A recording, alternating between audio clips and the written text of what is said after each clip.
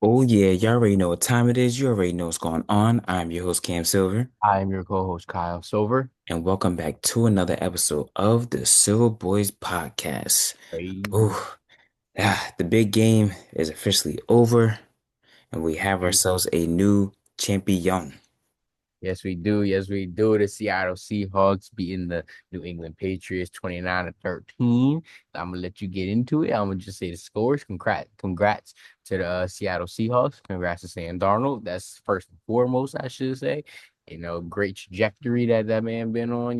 Just from he had a promising season last season with Minnesota, and then this year come back and to get this team Seattle to the big game, big accomplishment. Had a game himself. But I'm gonna let you break it down for the peoples. Yeah, no, good game all around for the Seahawks. Sam Darnold went 19 for 38, 202 yards and a touchdown. Kenneth Walker, who was the MVP, 27 carries, 135 yards, two receptions, and 26 yards as well. Cooper Kupp did his thing, six receptions, 61 yards. So yeah, Seahawks and especially their defense, in my opinion, was also another key factor. They were the MVPs as well.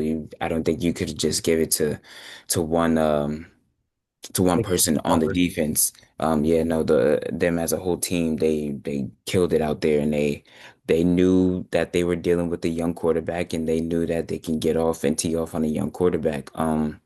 Shout outs to the Patriots for even getting this far. I know nobody really had them getting this far. I had them just making it to the playoffs. I didn't have them making it all the way up, but shout outs to them. I think that they will definitely be back again sooner rather than later. Drake May was a 27 for 43 with 295 yards, two touchdowns, two interceptions. One of them ended up a pick six, five carries for 37 yards, but he was sacked six times and he Mm. had a QBR of 16.3. Yes, yes, very, very, very ugly game. Very ugly game. You have to give that Seattle defense credit where it's due. They were doing it pretty much all season. We knew what that defense was. They were a top ranked defense. But for them to really stop the running game of the New England Patriots was big because Drake May having to carry five carries with 37 yards. Reminder, Stevenson only had 7 carries for 23 yards. So, he couldn't get anything going at all, and neither could Trayvon Henderson either, with 6 carries for 19 yards. So, that's the telling point of the game, especially when Kenneth Walker got 27 carries now. Well, 135 yards, they was Right. feeding that man the ball, and he was just getting the yardage where he can. So shout out to him. Yeah, Drake may look like a young quarterback, I believe. But I don't think that it'll deter him in any way. It'll only make him stronger. So be on the lookout for New England most definitely. I believe truly. Only scoring 13 points. I didn't expect them to score a lot of points.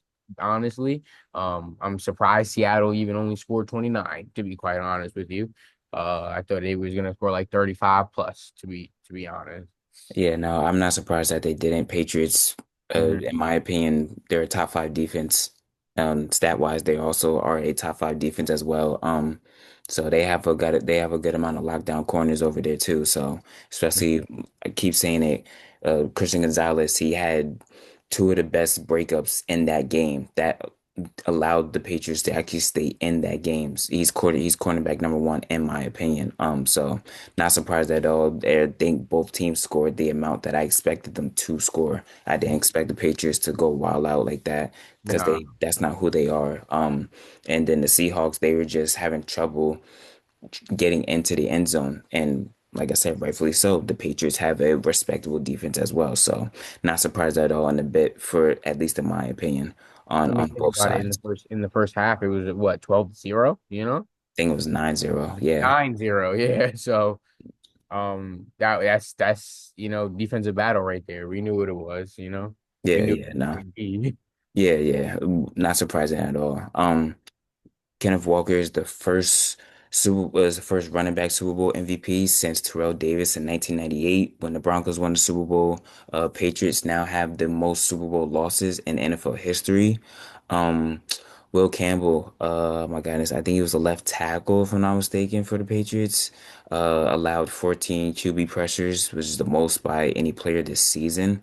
So, yeah, he was someone that if you watch closely enough throughout the postseason, throughout basically the whole season, they were teeing off on him all season.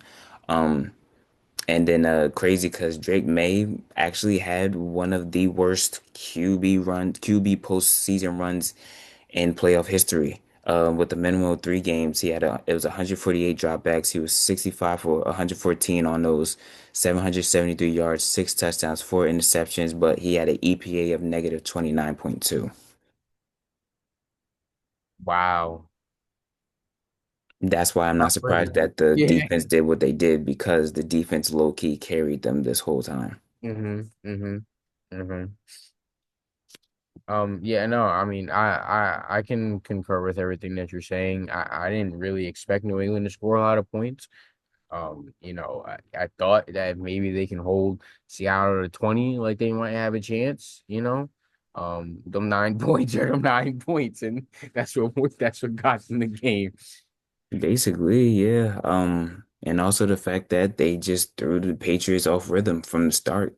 Hmm. They couldn't do anything. There was nothing that those boys could really do.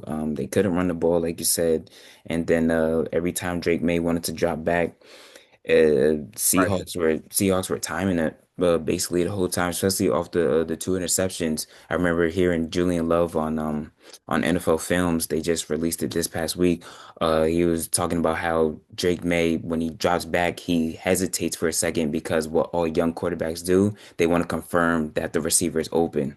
Hmm. And so that's what they did on that last one where Julian Love actually got the interception when they sunk back as soon as Drake May had dropped back as soon as he dropped that back leg and he threw it, he already knew that ball was coming straight to him. So Yeah. Wow. yeah. I mean, Um I'm interested to see where Seattle goes from here. Is this just a one-off? Can they get back? Will they have the same success? Um, I think that they can get back. They have most of those guys are young. Kenneth Walker's going to be up for a new contract, so I definitely think that he'll get paid a lot. I mhm. think another one that is due for a contract is Tariq Woolen. I'm not sure if they're going to be able to keep him though, so that would be pretty big if they are to lose him. But they do have some other studs back there that have been doing their thing. So yeah, I think that they could definitely create another a little dynasty.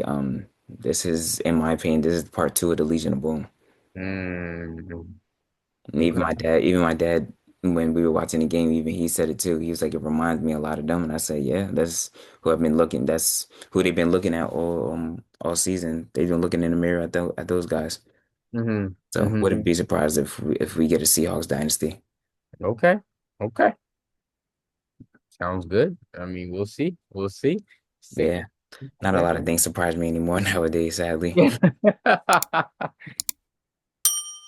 Also, congrats to Sam Darnold because he actually earned incentive of $1 million for winning the Super Bowl. So, Really? hmm Okay. Okay.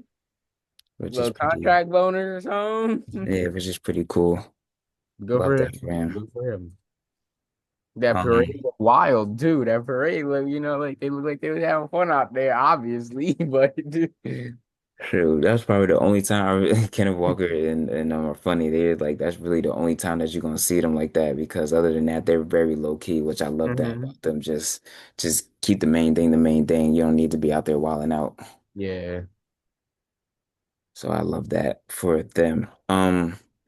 And football season is officially wraps. Pretty soon, in a couple months, we'll be getting ready to talk about the NFL draft and Mhm. everything like that with some of these prospects coming out. So good stuff, good stuff. But now turning our attention over to the NBA. I'm gonna be honest with you. I am very dissatisfied with what I've been seeing in the NBA. Have not really been watching as much because of the tanking that has been going on, the injuries that have been piling up left and right. It just not has been enjoyable as it has been in the past previous years. In my opinion. Also just Thursday, the NBA has fined the Utah Jazz $500,000 and the Indiana Pacers $100,000 related to management of their rosters for the recent games.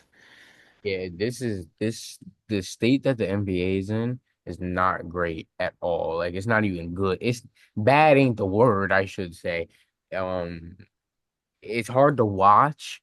Like the only team I even care about watching is the Knicks, and that's like very few and far between.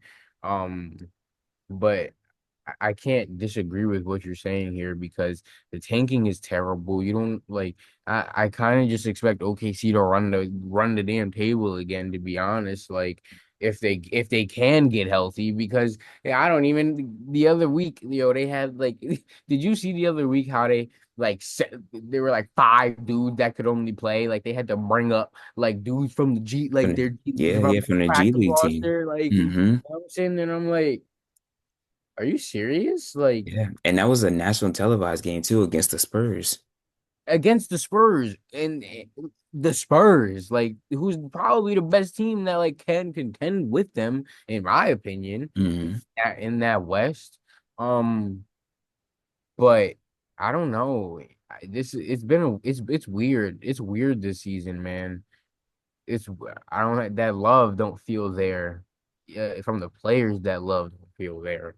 Mm-mm. I don't know if I can't even really say as much of the players because most of this is, if anything, all of it is mainly primarily on the front office. Mhm. And I just feel for the players that probably do want to play, that probably can't play, Mhm. for whatever the front office is sitting there telling them, injury management, we're not going to play you, yada, yada, yada. Like it's all bull crap in my opinion. Um, yeah, it's just one of those things where now you're trying to look for solutions to the problem, and there's so many problems now.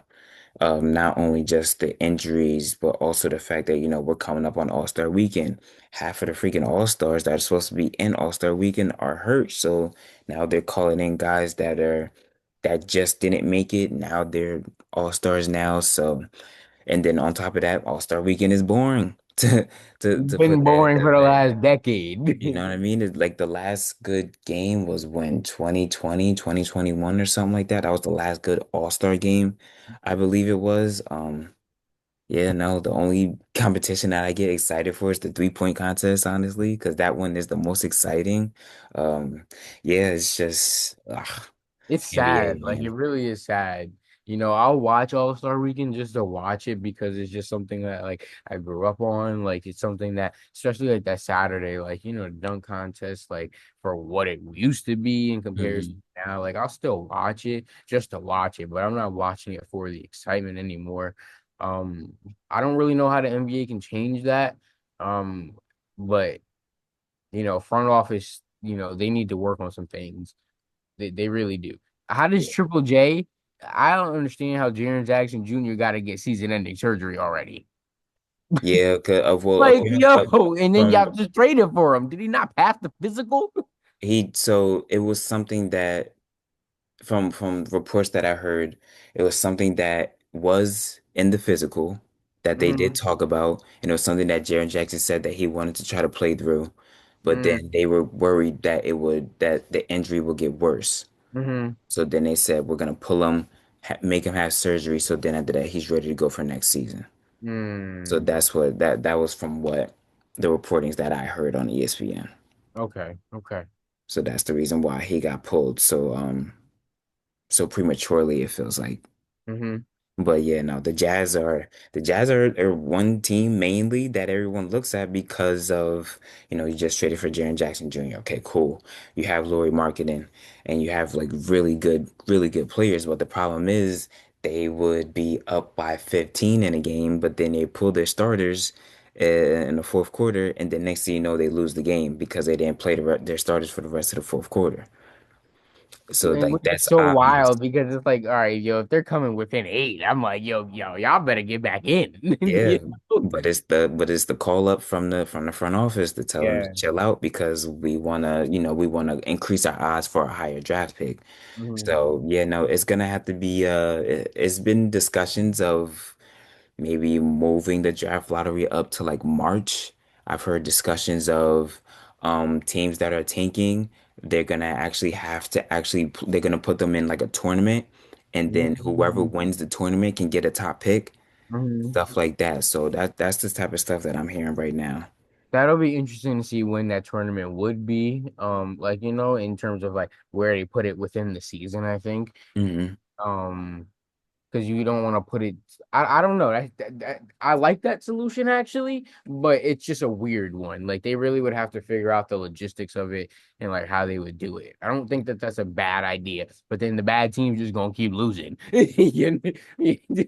Nah, because I think another thing that they've discussed is that you can't like, for example, you might not be able to have back-to-back top four picks in back-to-back seasons. But so the thing is like look at a team like OKC who has like all of these picks, and it's like okay, what they got the Clippers, one of the Clippers picks, like and it's if the Clippers do terrible, they get a top three pick. Hmm. So it's like, what do you do there? You know, Yeah. Yeah, no, it's just one of those things where they're gonna have to figure this out. And I it's a miss when teams didn't tank like yeah, purposefully this early. Like yeah, too, yeah, yeah. like this It's feels this feels too early to start tanking your season, dude. Like, come on, what yeah, happened doing just it. for the love of the game for real? Yeah, no, doing it in like January to February is actually like before All-Star break is pretty crazy. Very much. It's pretty If it's crazy. after All-Star break, Yeah, okay, like when we get into like March and March. teams are starting to, solidify their what's it called, their playoff ranks or whatever, their playoff seedings, then I kind of understand it. But yeah, to just be out here tanking like this it's pretty insane when you think about it. It messes with the integrity of the game as well too. It very Hmm. and that's why viewership is just I feel like at an all-time low. Like let's just be honest. Yeah, Nobody cares for the NBA anymore, and that pains me. That pains me so much to say. That pains me a lot. It really does. It really does. this is why I've always been an advocate for everyone to move over to college basketball. Been Hmm. trying to say this for years now. I've been saying this since I was a kid, actually. You I've been saying this definitely since I have. was a kid, man. Like, at least I know they gonna play. Mhm. You know what I mean? Like, and but the thing about the NBA is that it's gotten worse. You know, when we were kids, it wasn't this bad. When we were Yeah. kids, it was still fun. Guys were still playing. Guys were playing all the time. It felt Mhm. like there wasn't really injury management or load management. You know, that didn't become a thing until we got older. And then to even to a degree, I understood the load management. I wasn't mad at it, but it was like, you But know, then the load management started to become out of hand. yeah, it started to take over. And you seen it with certain star players, and then it just started dwindling down the pike essentially. Hmm. And that creates the problem because they set the precedent.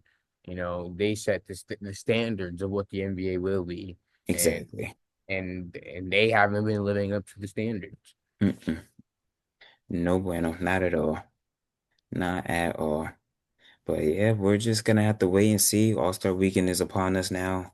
I know, I know the players are happy about it, so that they can get their a rest for the rest of the week. Shoot, I even feel like some fans are happy about it, so that they can get a rest from this crap too, because it's just ugly out here. Very, J- very. Just ugly out here and professional. But moving on to college ball. College Yeah, ball, man. especially over the last couple weeks have been fun. Oh my goodness. Um, for those who did not see it, Duke lost last weekend to their rivals North Carolina on a buzzer beater to North Carolina. So that was a fun one to watch. UConn lost to St. John's down at the Garden, which was also Wow. another good one. Arizona lost to Kansas, and Kansas didn't have their best player in Darren Peterson. So that was another good one. Darren Peterson has been in and out with all these knick-knack injuries. First it was a hamstring, then it was another injury that he had, and then he had what's it called? He had flu-like symptoms when Arizona came into town. Hmm. But there are some really good teams out there this season that I've been very happy to see. Um, just off the top of my head, some teams that I think that could really win it all: Arizona, Michigan, Duke, Connecticut, Kansas. I put in there too. And yeah, that's all I really have. Everyone else is still a little too inconsistent for me. Purdue is a team that could do it, but they Hmm. have to th- they just need to be a little more consistent.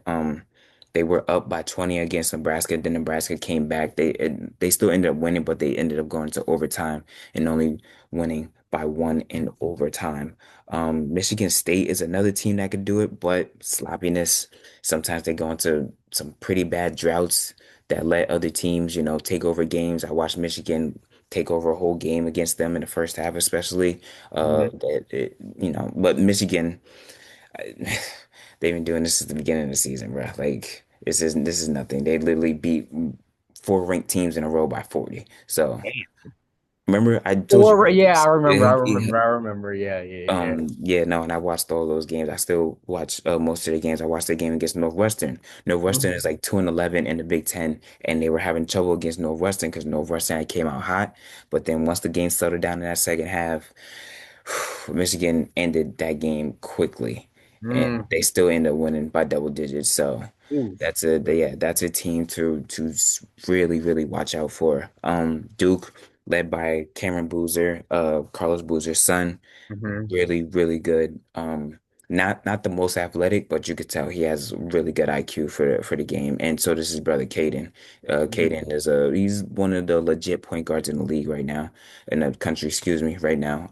Really really good as well too. So yeah, you have a good amount of teams to watch out for, man. How do we feel about teams like Houston, BYU? You know, Houston is a lot of eyes I feel like are on BYU now. Now I shouldn't say now. I mean, like, well, there's been a lot of eyes because of AJ, but yeah. how do you feel about them? I guess is what I'm asking. I'm not too strong on them right now, if I'm being Hmm. honest with you. They have not been all that great. Uh, Lost to Oklahoma State on the fourth. Then after that, they lost to Houston. Then they got dropped down to 22. Hmm. So, and then they just won against Baylor. I expect them to win Saturday against Colorado. Then after that, they have another tough week ahead of them, where next Wednesday they have to face off against Arizona. And then after that, they have to go see Iowa State, who are both ranked in the top five of the country. So. Okay. And yeah, AJ's pretty good. AJ Diabanta, he's pretty good. I like him a lot.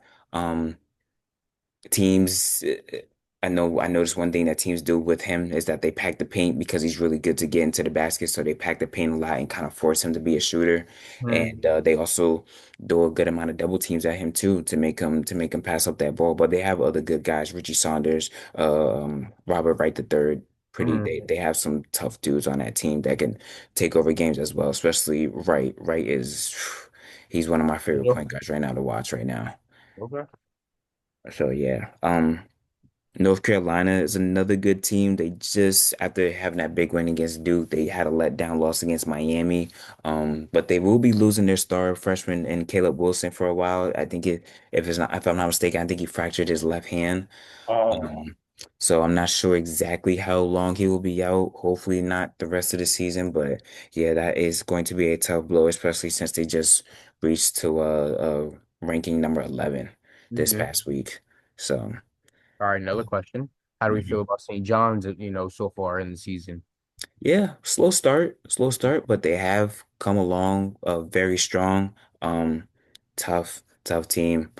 Um, yeah, like I said, they just beat UConn at the Garden. Probably the first time in I don't even know how long where it didn't feel like it was UConn's home. It finally felt like it was St. John's home. Like it finally felt like majority of the place was packed in red instead of it being packed in that dark blue and white.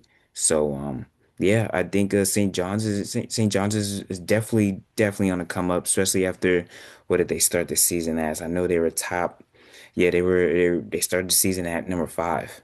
Yeah.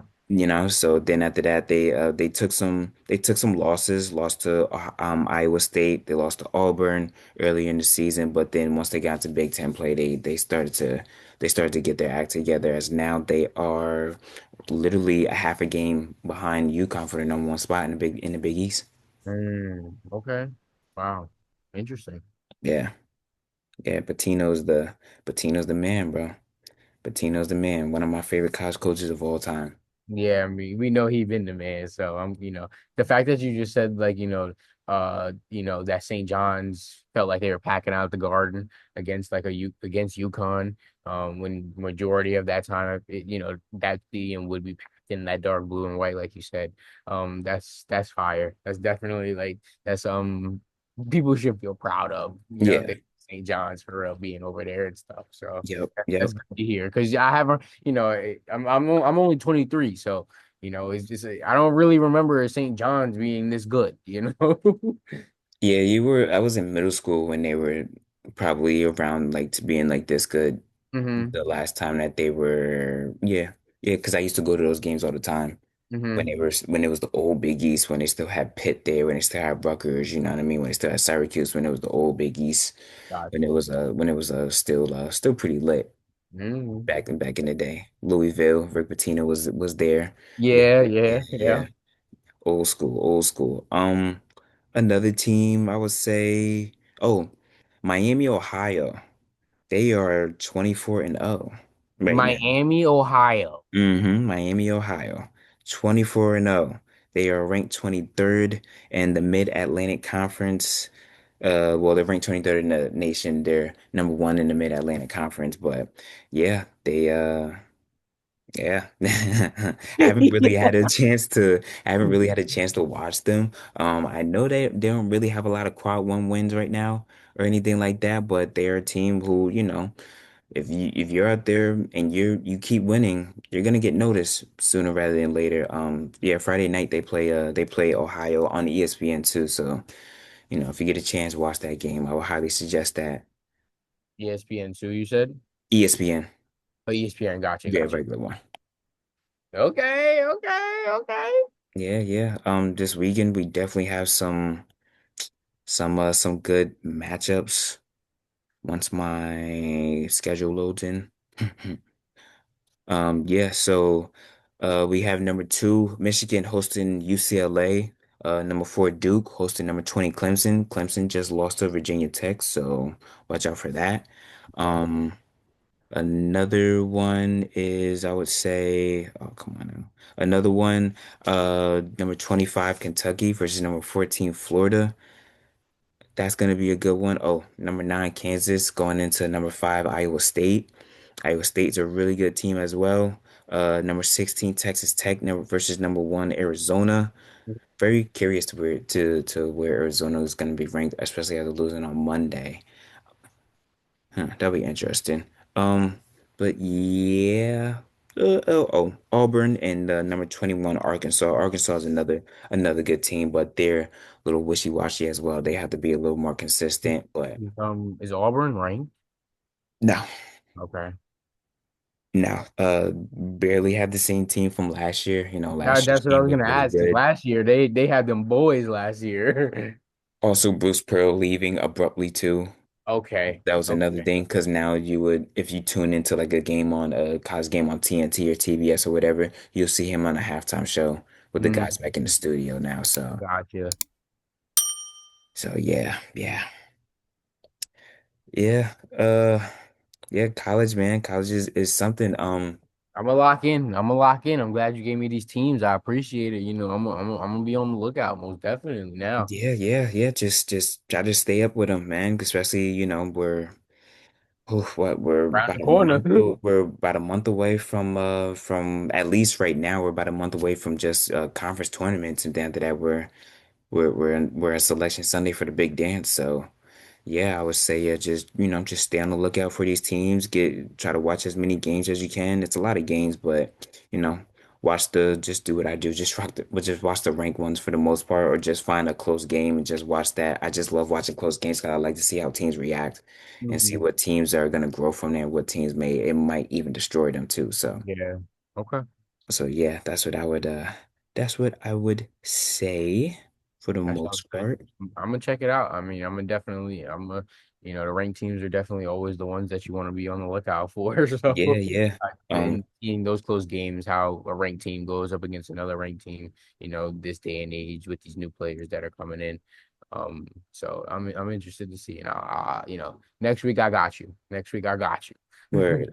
Yeah, I would say another big reason why you see a lot of these, and going back to the NBA for a little bit, see why the NBA teams are tanking is because this draft class is going to be deep. I would say fairly deep. I say I give or take, I could name you AJ Diabanta, Darren Peterson, Caleb Wilson, Cameron Boozer, give you four, that's four freshmen right there hmm that are definitely more than likely going to be taken more than likely in the top five, if anything. So there's probably around, I can't name them all, but there's probably around 10 to 15 freshmen right now that could definitely be taken in the first round alone, Wow. talent wise. Talent Wow. wise, these dudes are the real deal right now. Dang, that's actually that's a great that's freshman. Yeah. Yeah, yeah. They're raw, aren't they? So Hmm. a lot of their A lot of ceiling is upside. high. Yep, Yeah, yep. A lot of upside. that's interesting. That's interesting. Okay, all right. I'm gonna be on the lookout, brother. I got you. I got Yeah, you. yeah, word. But yeah, that is our episode for this week. I hope you guys enjoyed. Like I said, try to watch as much college as you can this weekend. But yeah, other than that, enjoy All-Star Weekend if you're gonna be watching. Then till then, I'm your host Cam Silver, I'm your co-host, Kyle Silver. and this is the Silver Boys. Thank you.